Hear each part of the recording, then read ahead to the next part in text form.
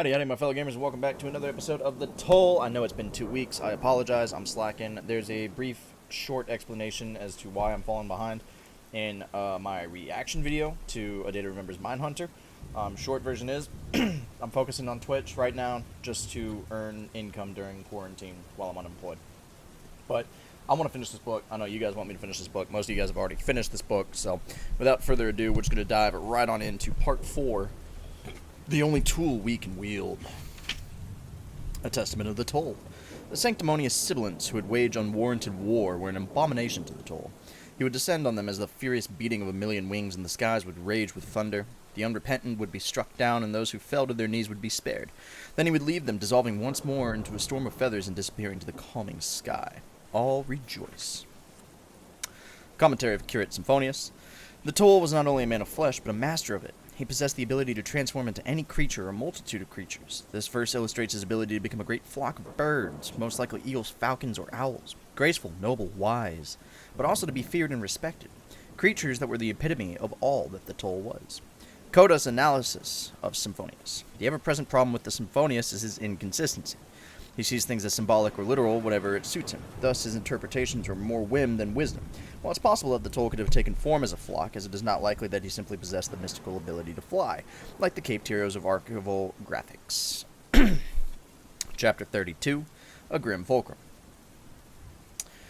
The cathedral bells that rang out at the hours for nearly 1,000 years in Euroscandia had been silenced, ripped out, torn apart, melted into a makeshift furnace. A great concert hall in the same region had been raided in the middle of a performance, and amid the panic of the crowd, tonists flooded the stage, breaking the smaller instruments by hand and taking axes to the larger ones. "Your voices are music to my ears," the Toll had once said, which clearly meant that all other music had to be destroyed. These extreme sibilant sects found in their devotion a need to impose their beliefs on the world. No two sects of sibilants were alike. Each one has its own unique aberration with its own frightening interpretations of Tonist doctrine and twistings of the Toll's words. The only thing they all had in common was a propensity for violence and intolerance, including the intolerance of other Tonists, for any sect that did not believe precisely as they did was clearly lesser. There were no sibilants before Thunderhead fell silent, yet there were sects that had extreme beliefs, but the Thunderhead and Nimbus agents of authority interface reined them in. Violence would not be tolerated. But once the world was unsavory and the Thunderhead spoke no more, many things in many places began to fester. In the oldest cities like Euroscandia, groups of roaming sibilants would leave bonfires and public squares full of pianos, cellos, and guitars, and although they would be caught and detained by peace officers every time, they would not stop. People hoped that the Thunderhead, even in its silence, would supplant them, replacing their minds and their entire identities with ones that would be content and not prone to violence. But that would be a violation of religious freedom. So the sibilants were detained, forced to pay for the replacement of things that had been destroyed, and then released, only to destroy those things again. The Thunderhead, if it could speak, might say that they were providing a service, and that by destroying musical instruments it provided work for those whose job it was to create such instruments. But even for the Thunderhead, though, enough was enough. The Toll appeared to the Euroscandian sibilants as they prepared to lay waste to another concert hall. The Euroscandian sibilants knew it must be an impostor, for the Toll had been martyred at the hands of a scythe. Resurrection was not a tenet of their belief, so the zealots were skeptical. "Drop your weapons and fall to your knees," the impostor said. They did no such thing. "The Tone and the Thunder are offended by your actions, and so am I. Drop your weapons and fall to your knees." Still, they did not obey. One of them ran forward, speaking in an old language native to the region that few people spoke anymore. Then, from the impostor's small entourage, a denim-robed scythe came forward, caught the attacker, and threw him to the ground. The attacker, bruised and bloody, scampered away. "It is not too late to repent," the Toll impostor said. "The Tone, the Thunder, and I will forgive you if you renounce your destructive ways and serve us in peace." The sibilants looked past him to the doors of the concert hall. Their goal was so close, but there was something commanding about this young man before them, something divine. "I give you a sign," he said, "from the Thunderhead, to whom alone I can speak, and to whom I alone can intercede on your behalf." Then he spread out his arms, and out of the sky they came, mourning doves, 100 of them swooping in from all directions, as if they had been waiting all this time on the eaves of every building in the city. They landed on him, perching on his arms, his body, his head, until he could not be seen anymore. They covered him from head to toe, their light brown bodies and wings like a shell, like an armor around him, and the color of it. The pattern of the feathers enveloping him, the way they moved, the sibilant Tonist realized what now he resembled. He looked like a storm cloud, a thunderhead, billowing with wrath. Suddenly the birds took off in all directions, leaving him and disappearing back to the hidden corners of the city from whence they came. All was silent but for the last flapping of departing wings, and in that silence the Toll spoke in nearly a whisper. "Now drop your weapons and fall to your knees. And they did. Being a dead prophet was much better than being a live one. When you were dead, you weren't obliged to fill your days with mind-numbing parade of supplicants. You were free to go where you wanted, when you wanted, and more importantly, where you needed. To be the best part about it was that nobody tried to kill you. Being dead, Grayson Tolliver concluded, was much better for his peace of mind than being alive. Since his public demise, Grayson had spent over 2 years traveling the world in an attempt to wrangle the sibilant Tonus that were popping up everywhere. He and everyone with him traveled as modestly as possible. Public trains, commercial airlines. Grayson never wore his embroidered scapular and violet tunic when they traveled. They were all incognito in simple drab Tonus attire. No one asked questions of Tonus for fear that they'd start espousing their beliefs. Most people would look the other way, avoiding contact. Of course, if Curate Mendoza had his way, they would probably travel the world in a private jet with vertical landing capability so that the top could plop out of the sky like an actual god machine. But Grayson forbade it, feeling there was already too much hypocrisy in the world. Tonists are not supposed to be materialistic, he told Mendoza. Neither are scythes, Mendoza pointed out. And how did that work out? Nevertheless, this wasn't a democracy. What the toll said was law amongst them, no matter who disagreed with it. Sister Astrid was on Grayson's side. I think your resistance to extravagance is a good thing, she said, and I imagine the Thunderhead agrees. As long as we get where we're going by the time we need to get there, the Thunderhead has no opinion, Grayson told her, although he suspected that the Thunderhead was rerouting trains and flights to speed their way to their destinations.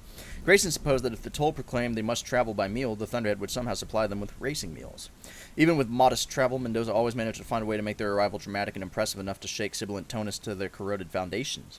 Whatever strange and disturbing things they were doing, Grayson would reveal himself to them as the toll and denounce them, renounce them, and basically shut them down, leaving them begging for his forgiveness. The trick with the birds had been Grayson's idea. It was easy enough. All Earth's creatures had nanites so that the Thunderhead could monitor their populations, which meant that the Thunderhead had a backdoor into each species' behavior. The Scythedom had done something similar with the sea life around Endura, turning them into a free-range aquarium, but unlike that ill-fated technology, the Thunderhead did not manipulate the animals for human pleasure, or, as it turned out in the end, human pain. It only controlled a creature if that creature was in danger of becoming roadkill or engaging in other behavior that would end its life. As there were no revival centers for wild animals, it was the most effective way to allow them to live the full length of their natural lives. If I'm supposed to stop sibilants, Grayson had said to the Thunderhead, then I need to show them something impressive, something that will prove to them that you are on my side and not theirs. He proposed the gathering of storm-cloud-colored birds, lighting all over him, and the Thunderhead obliged. There were other tricks that Grayson used, of course. The Thunderhead could cause public cars to encircle the Tonists, herding them like sheep. It would generate a magnetic field strong enough to levitate Grayson with no invisible means of doing so. And when the weather conditions were right, the Thunderhead could induce a lightning storm at Grayson's command. But the birds were the best, never failed to dazzle, and always brought sibilants around. If not back into line, then at least it started them moving in the right direction. Of course, being covered in doves and pigeons was not a pleasant thing. Their talons left scratches and gouges in the skins. They often tried to peck at his ears and eyes, and they were not the most hygienic of animals. He would stay with the sect in question just long enough to make sure they were changing their ways. Coming back into the fold, Mendoza called it. Then the toll would disappear with his entourage and move on to another sect of sibilants in another part of the world. Surgical strikes and guerrilla diplomacy. That was his strategy for 2 years, and it was working. It helped that there were more ridiculous rumors about him than legitimate ones. The toll made a mountain crumble with his voice. The toll was seen dining in the desert with mortal-aged gods and was at the head of the table. It was easy to hide his actual appearances in the folds of the absurd ones. It's good that we can do this, Curate Mendoza would say, but it's nothing compared to what we could be doing. It's what the Thunderhead wants, Grayson would tell of him. But Mendoza was always dubious, and truth be told, Grayson was just as frustrated. You have me on a treadmill, Grayson had told the Thunderhead. What am I accomplishing if sibilant sects are popping up faster than I can turn them? Is this your big plan? And if this isn't it wrong for me to pretend to be a god? Pardon me. Define wrong, the Thunderhead had said. The Thunderhead was particularly annoying when Grayson put forth ethical questions. It could not lie, but Grayson could, and he did. He lied to the sibilants at every encounter, telling them he was beyond human. Even so, the Thunderhead would not stop him from doing it, so he had no idea if it approved or disapproved. A simple, don't do that, would have sufficed if the Thunderhead felt his actions were an abuse of his power. In fact, being chastised by the Thunderhead would be comforting because he'd know if his own moral compass was off the mark. On the other hand, in the end, did justify Grayson's mean, why couldn't the Thunderhead just tell him so and ease his mind? If you do anything that is too damaging, I will inform you, the Thunderhead had told him, which left Grayson constantly waiting for the slap that never came. I've done some terrible things in your name, he told the Thunderhead, to which the Thunderhead replied, define terrible. The Toll's entourage, which had contracted to his inner circle, Scythe Morrison, Sister Astrid, and Curate Mendoza, had become an effective team. Morrison had proven himself valuable right from the beginning. He never really had much of a work ethic before showing up to glean the toll, but these years had changed him considerably, or at least carved him in a new rut that was a little more enlightened. He had his reasons for staying. After all, where would he go? The North American Scythedom thought he was dead, but that was only part of it. The thing is, if the North American Scythedom were to check their own statistics, they'd know that he'd gleaned and granted immunity more than once. Well, he told himself, with so much gleaning going on these days, they couldn't expect to notice the actions of one rogue scythe. Of course, he knew that wasn't the truth, but the truth hurt a little much to admit. They didn't notice because they didn't care. He had always been a nonentity of the other scythes, an embarrassment to his mentor who chose him because he was strong and good-looking and then disowned him the moment it became clear that he'd never win anybody's respect.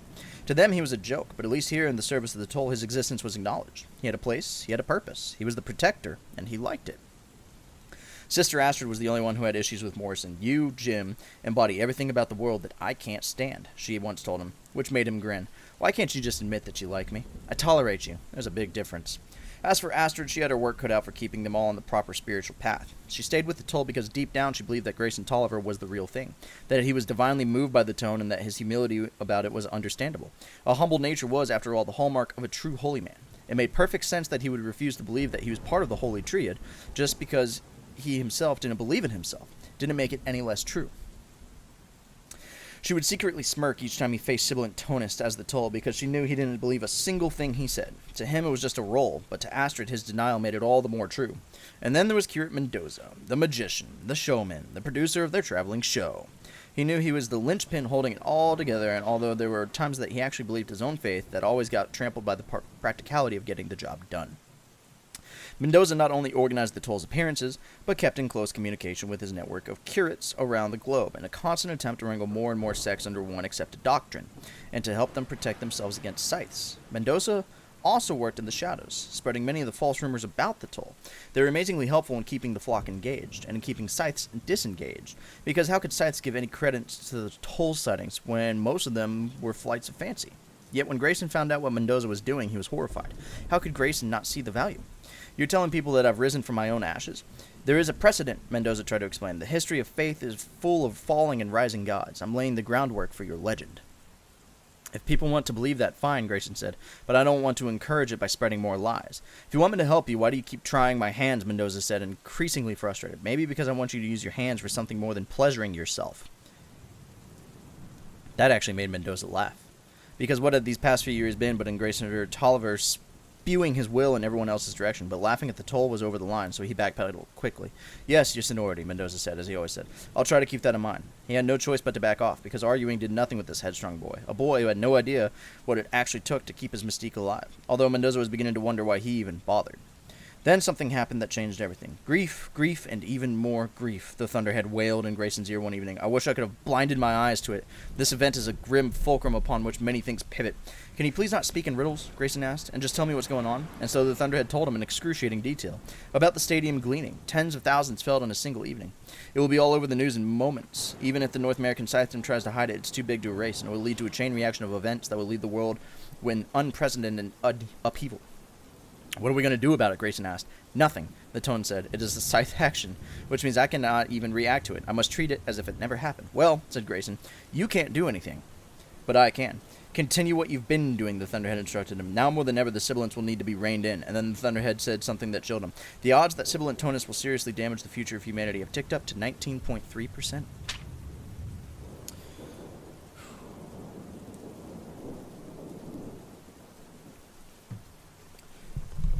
Chapter 33, Unbreakable. This is Scythe Anastasia, and no, this is not a recording. I'm coming to you live, because I am alive, but you're not convinced. Of course you're not. Anyone could pull off a stunt like this using my memory construct and 100 other technological tricks. That's why I need you to doubt this broadcast. Doubt it enough to do everything you can to debunk it. Do your best to prove that it's fake, because once you fail, you'll have to accept that it's real, that I'm real, and once you've convinced that I am who I say I am, then we can get down to business. First broadcast was short and sweet. It had all the conviction and all the confidence it needed to have, and with good reason. Anastasia had found something in the lunar disaster, something big. She had done what no one else managed to do, uncover evidence that had been there, buried in the back brain since long before she was even born. The Thunderhead knew it was there, but it was, by law, obliged not to do anything about it. Scythe business was scythe business, it had to let it go. But the Thunderhead must have known what she had discovered. It knew every bit of its own back brain. She wondered if it was happy with what she had found. "I'm immensely proud of you," Highblade 10 commended and told her. "I knew you'd crack it. Of course, Scythe Makeda had her doubts." "I was voicing healthy skepticism," Makeda said in her own defense. "We couldn't count our chickens before they were hatched." Or put our eggs in one basket, added Baba. I wonder which expression came first, the chicken or the eggs. Which of course made Tenka laugh. But his laughter was short-lived. There was something weighing on the high blade, on all of them. There had been an undercurrent of tension all day. It was even evident in Jerry, who usually played emotions close to the vest. One of my crew had a family member glean, Jerry told her. I need to go into town and console her. Jerry hesitated as if there were more to be said, but didn't say it. I'll be back late. Tell the high blade not to expect me for dinner. And then when the rest of them did sit down for dinner, the tone in the room bordered on dour. Not dense, but heavy, as if the burden of the world, which rested firmly on their shoulders, had doubled. Anastasia thought she knew why. It was my broadcast, wasn't it? She asked, breaking the silence over a salad that wilted under everybody's mood. People didn't react the way you wanted. It was a waste of our time. Not at all, Makeda said. You were marvelous, Dia. And, added Baba, I've been tracking the chatter. It's through the roof. I'd say you'd made an even bigger splash than Endura did. Poor taste, Baba, said Makeda. Very poor taste. Tenkamen didn't comment. He seemed lost in his greens. Then what is it? Anastasia asked. If something's wrong, you have to tell me what it is.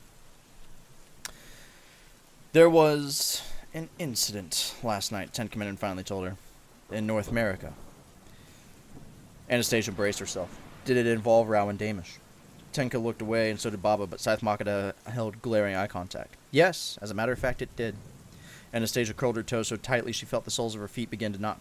He was gleaned, Anastasia said. Goddard gleaned him, but somehow saying it was better than hearing any of them say it, but Tenka shook his head. He was supposed to be gleaned, Tenka told her, but he escaped.